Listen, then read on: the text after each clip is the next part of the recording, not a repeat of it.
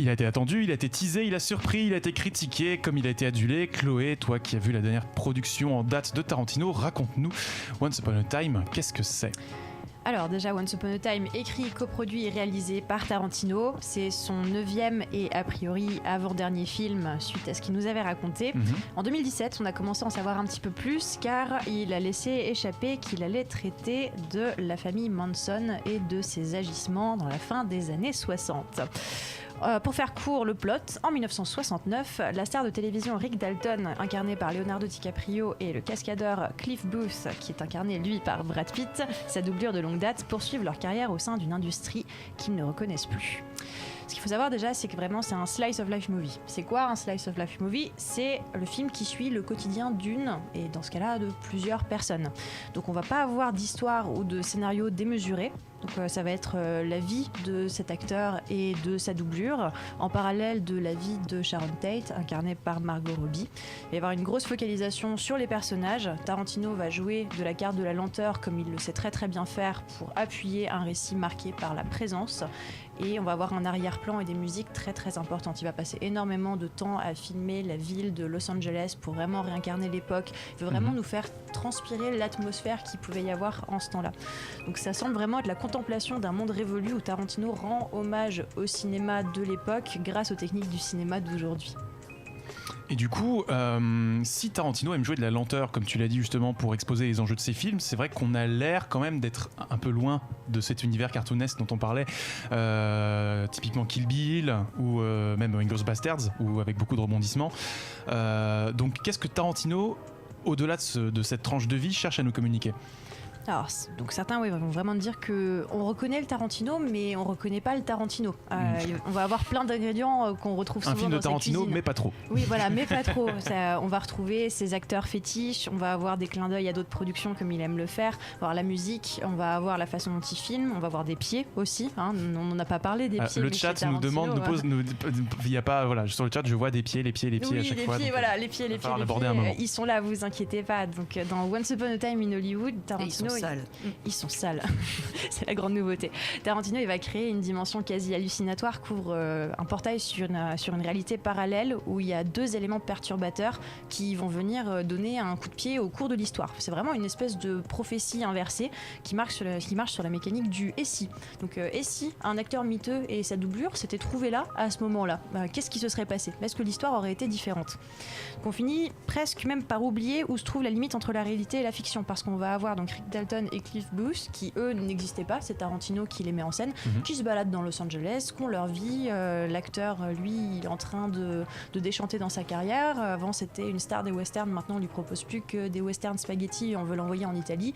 Sa doublure, elle a ses petits problèmes de vie personnelle à côté et il est pas très très bien vu.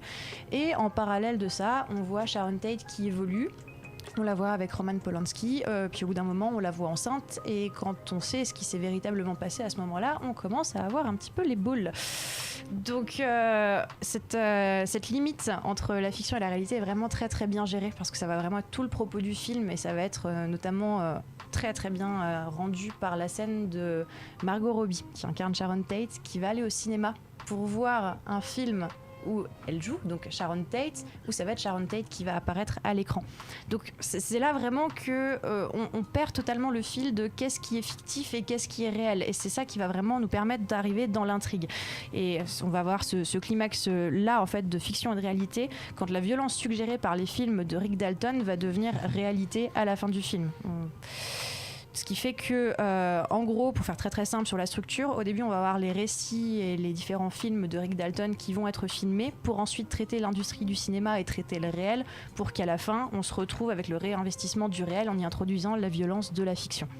Mais comment tu résous du coup cette dualité, enfin comment Tarantino résout cette dualité entre les deux univers qui s'entrechoquent ? Alors moi ce que je fais, c'est que je fais chauffer ma bouille. Oh non, alors non, ça va se solder par un élément clé de Tarantino qui est la violence. On va voir la violence apparaître à la fin, mais bon, c'est du Tarantino donc on s'y attend. Mais ce qui était assez intéressant en analysant ne serait-ce que le titre de l'œuvre, c'est qu'on pouvait s'y attendre. Parce qu'un film qui commence par Once Upon a Time, ça peut nous rappeler un Once Upon a Time in the West ou un Once Upon a Time in Mexico, qui sont quand même bien caractérisés par leur violence, donc on savait que c'était du Tarantino avant l'heure, mais pour une fois, la violence va résoudre la situation parce qu'on va se retrouver avec un happy ending. Et quelle est la formulation typique de l'happy ending ? En anglais, c'est Once Upon a Time. Ça va introduire l'histoire. Et là, on va avoir ce happy ending via cette formulation associée au conte de fées, mais aussi parce que l'histoire va être réécrite avec ces deux éléments déclencheurs qui, à leur sauce, auront refait quelque chose. Et ce qui est intéressant, c'est qu'on a aussi le petit parallèle avec Disney. On avait un clin d'œil sur comment l'histoire allait se terminer parce que la petite actrice qui va jouer avec Rick Dalton, elle était en train de lire un livre quand lui s'est assis à côté d'elle pour lire son roman, et c'était la biographie de Walt Disney. Donc d'avance, Tarantino nous avait tout dit dans son titre. Avec Once Upon a Time, attendez-vous à de la violence, mais attendez-vous à quelque chose qui se passe bien. Mais vu que ce happy ending, il est plutôt conclusif parce qu'il n'y a aucune porte qui reste ouverte dans l'histoire, est-ce que ce serait pas Tarantino qui nous tirerait un début de révérence en nous disant tout est bien qui finit bien ? À méditer. À méditer, 3 petits points. Non, effectivement, merci déjà pour ta critique. Est-ce qu'il est si conclusif que ça, ce film ?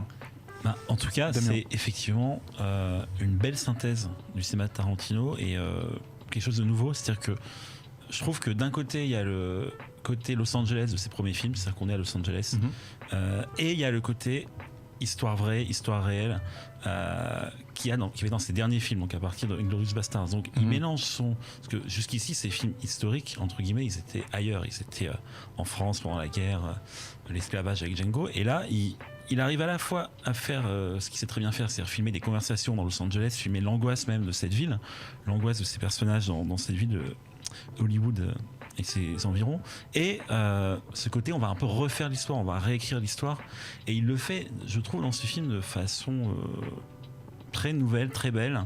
Et en gros, Les 8 salopards, si on veut, son film d'avant, c'était pour pas mal de monde un film très sombre, crépusculaire. C'est-à-dire que vraiment c'était tout d'un coup Tarantino qui nous disait non, il y a plus de salut en fait, ce huis clos, l'histoire américaine, Les 8 salopards, pour aller très vite, c'était après la guerre de sécession, c'était les séquelles un peu de la guerre de sécession. Il avait l'impression de montrer une Amérique qui était en enfer, quoi. Et on pouvait se dire, mais en fait Tarantino il est désespéré là, il a plus rien à dire, il nous montre que ces personnages se détestent tous, qu'il n'y a plus d'espoir.